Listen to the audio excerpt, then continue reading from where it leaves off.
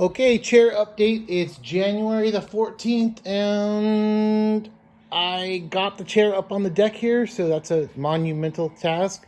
And we're going to start screwing the frame together. So, see you later. Okay, we got the frame all attached to the logs, and the caster wheels are on. I know you can't see it from here, but there actually is caster wheels under there, which makes this this chair move around. Doesn't move easy, but it does move, so that's good. So what now? I'm gonna take the pieces that go in here that I stained, they're downstairs, and I'm gonna fit them in there. I got a feeling they're not gonna go in quite as perfect as I had planned because the thickness of the heads on these screws, you can see that some of them didn't sit quite flat, like that one right there. So I think that's gonna affect the fit. I might have to do some extra tightening or screwing, but that's where we're at. So back at it. So I did think a little bit. I notched these pieces out so that the screws won't come in contact, but we'll see. Okay, as suspected, it is just a little tight, but I think I can flex this log out and get it to fit in there. Okay, the base dropped in. I just needed to actually move those pieces around and fit like a glove. Okay, I got all those boards to tap in there just the way they should. So my next little thing is I'm gonna screw in all these, actually I'm gonna drill all these holes first because I don't want the screws to do anything funky. You saw on the base, if this screw decides to take off, it won't sit perfectly flat in that hole. And so the goal is gonna be for all of these to sit perfectly flat. So to ensure that, I'll just do a little drilling and we'll be back at it. All right, I just did a little test here to make sure before I got carried away, and you can see how all of those screws are, well, at least the ones that I drilled and then screwed in there are sitting flat. So okay, I'm down to the last screws, and these ones in my opinion are the most important because I don't want to feel them. So it was good to sort of practice on these ones, and then the ones that really count, I have had some good practice. So they're sitting nice and flat and continue on. All right, they're all done. So one thing I'm really excited about is when you move this chair around on this uneven surface, the thing is solid as hell. So all those screws and all that kind of over drilling and screwing that I was kind of thinking I was getting carried away with, I think it's paid off because my worst fear was the chair was gonna wiggle this way. There's so much weight between the two logs that I thought it was gonna be not enough. In fact, I even planned on putting some additional bracing in here, and I don't think I'm gonna have to do it. So, all right, it's foam cutting time. We got the chair chillaxing, and I've marked this mattress, which is a Tufted needle. I reported it as a Tempur-Pedic, but it is a Tufted needle, the cheaper brother to the Tempur-Pedic. And this is what I'm going to use as the base cushion, and the construction gods shined on me. It actually happens to be the exact width as that. So I'm just going to cut it in the middle and get some practice with my Walmart Black & Decker electric knife here. So all the videos I've seen, this is the way to cut foam. So we'll plug it in and try her out and see how straight I can cut. Figured I would start with this line here, which is 40 inches. I think I need like 37. So I will cut this line, separate the foam, and then do my exact cut. So this is my practice.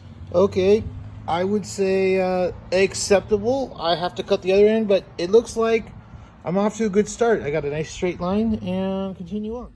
Well, I guess it's a good thing I did a practice cut because there's perception and then there's reality. I mean, look at this botched cut that I did. So anyways, lesson learned. So what I'll do on the next one is I'll mark it at the top and the bottom so that when I'm cutting, I can keep some kind of a line because my knife was askewed and that's what was giving me this. So lesson learned. So this gives you an idea of how actually off I was and cattywampus on my cut. So this time I'm going to cut straight down, making sure that my blade is in line with with both of these lines. So that was good that I did a practice cut. Okay, this technique is working better. Cutting on both sides kind of at the same time. I can see the progress and see what I'm doing. So lesson learned. Okay, a little sanding and shaping and I should be good. But I think that's a good enough cut to start with.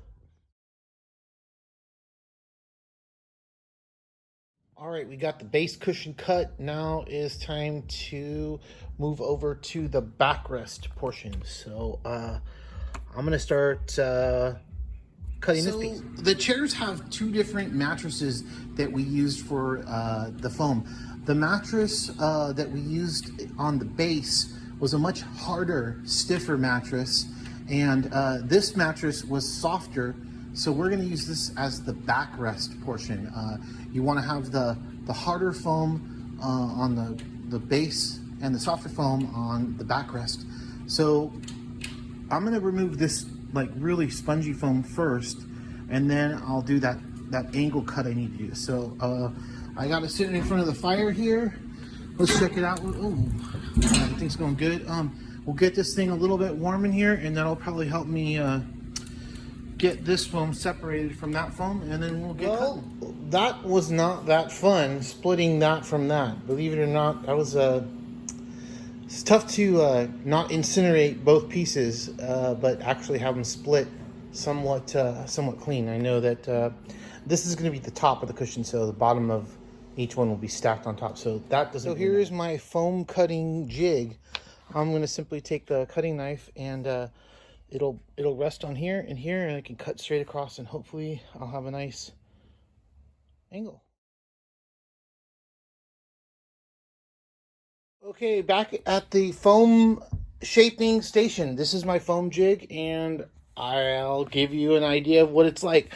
The foam is in here, and I'm trying to cut a straight line, and my electric knife tops out here and bottoms out here. So as long as you can adjust this jig up and down, you can cut a straight piece of foam. I've been labeling all the foam so that if I need to put it back, I can. So these are my pieces here, and you can see how many failed attempts at angles and just cutting off a little bit at a time to get what I think will be the right angle. Okay, so this is the back cushion that actually feels the best.